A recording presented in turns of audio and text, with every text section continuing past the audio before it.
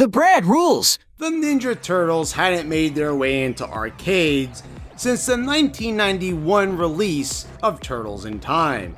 Even with the success of the 2003 series, the Turtles still stayed out of this domain of gaming, despite the arcade game masters Konami still holding the rights to the property. It seemed as if the Turtles had forever made their last mark on the arcades, and just wouldn't be returning.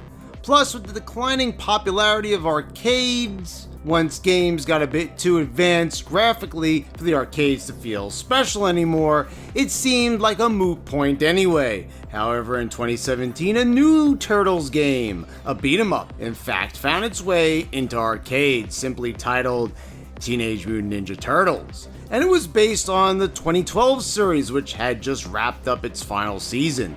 The game was developed by Raw Thrills, which is a company that is responsible for creating many arcade games. If you've seen this game, you've seen a Raw Thrills game.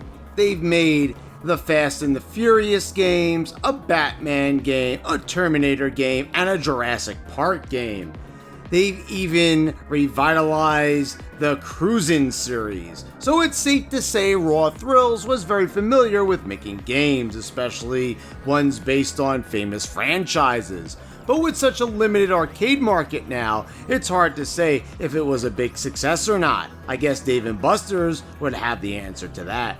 Well, the game seemed to be lost in obscurity due to it obviously having limited availability to the public due to the lack of arcades in general, but the game actually received a home port last year in 2024 under the title Teenage Mutant Ninja Turtles Arcade Wrath of the Mutants.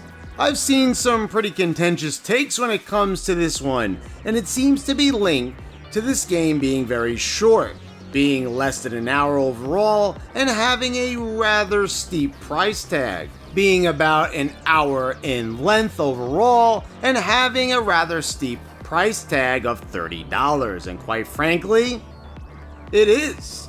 Shredder's Revenge and Streets of Rage 4 are cheaper and deliver more content, but that's not to say Wrath of the Mutants is a bad game. It's actually quite good. While being far from the memorable experience that both Shredder's Revenge and Turtles in Time serve up, Wrath of the Mutants is still a fun beat-em-up with some entertaining mechanics that make it a worthwhile playthrough.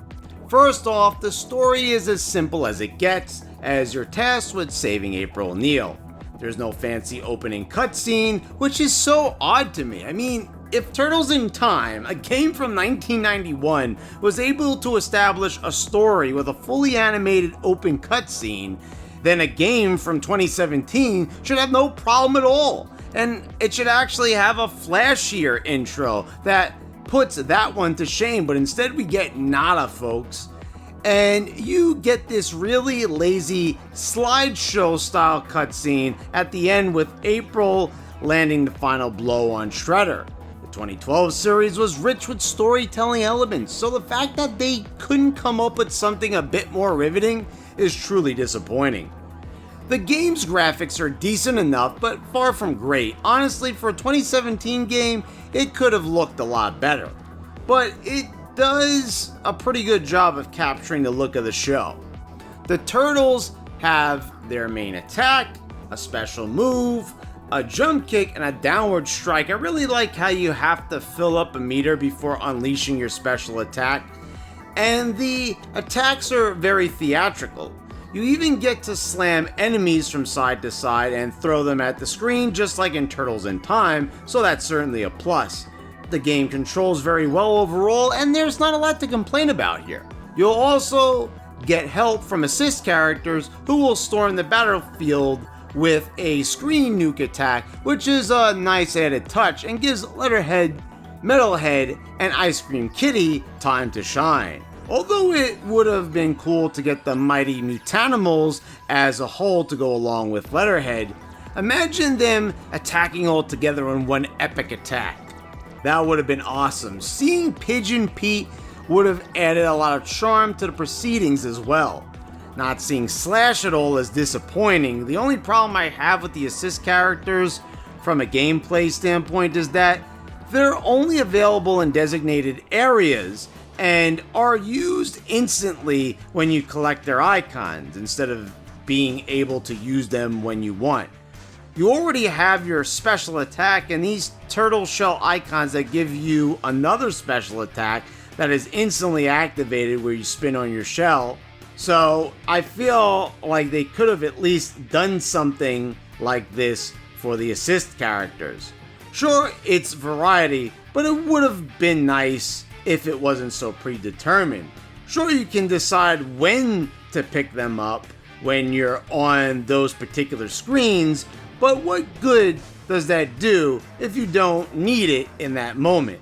I feel funny criticizing such great spectacle because Turtles in Time had those bomb icons that let you unleash a special spinning attack, but they were few and far between, and you didn't have all these other special attacks on top of it, so it felt a bit more special. The cast of villains is also well selected. We get our normal enemies like foot soldiers, the Krang and Squirrelnoids, and we get Bebop and Rocksteady, Baxter Stockman, Chrome Dome, the Creep, Tiger Claw, Fish Face, Razor, Karai, Krang Subprime, and even the 1987 Krang in his android body.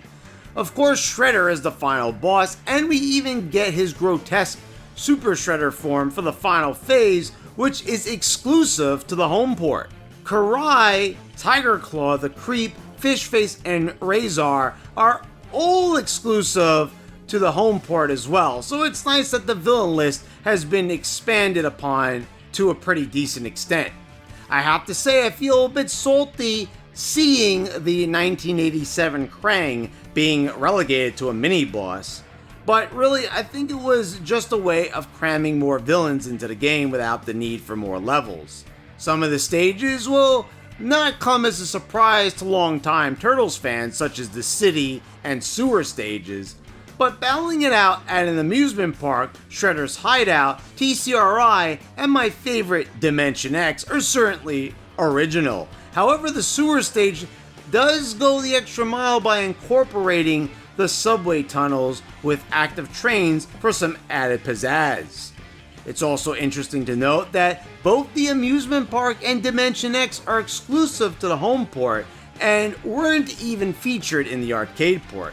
So I'm glad that they didn't just lazily port only 4 stages and went out of their way to craft some extra stages to flesh things out. The OST is a really nice one, with a lot of electronica music and rock. There's some pretty catchy stuff here. There's some really good beats to be heard, and I have to go with the New York City music as my favorite. Unfortunately, I can't give you a sample here, and you'll just have to listen to the music in the background because the music is actually copyrighted in this game. I think where this game runs into problems is firstly that unlike many current beat-em-ups, there isn't a single unlockable. So the replay value incentive isn't there unless you really enjoy the game for what it is. They could have at least made Casey Jones an unlockable character, and he is nowhere to be seen in the game. And the other problem is that this game doesn't do quite enough to set itself apart from the other Turtles beat-em-ups that had a lot more spectacle and felt more fulfilling. Don't get me wrong, there's nothing really bad about Wrath of the Mutants, but it's not exactly the stellar experience you get from Shredder's Revenge or Turtles in Time. It just feels lacking when it comes to truly memorable moments and settings. We do get to travel to Dimension X, which is awesome, and it does definitely qualify as memorable. But as a whole, the game doesn't have that same bite. But it still is a good game, and it by no means deserves the hate it gets online. Just because a game isn't as good as previous entries doesn't make it inherently bad. I hate when people who review games seem to think that's a sensible scale to look at games on, because it's actually quite a ridiculous way of looking at things. The Hyperstone Heist is not as good as Turtles in Time, but saying it's a bad game is truly stupid. See what I mean? If you can get this one on sale, I would recommend it. I personally snagged it for $10 on Steam. So guys, let me know what you think in the comments down below. Have you ever played Wrath of the Mutants or played the original arcade version?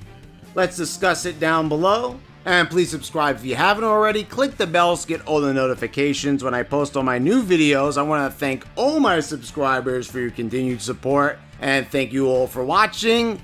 I'll see you next time.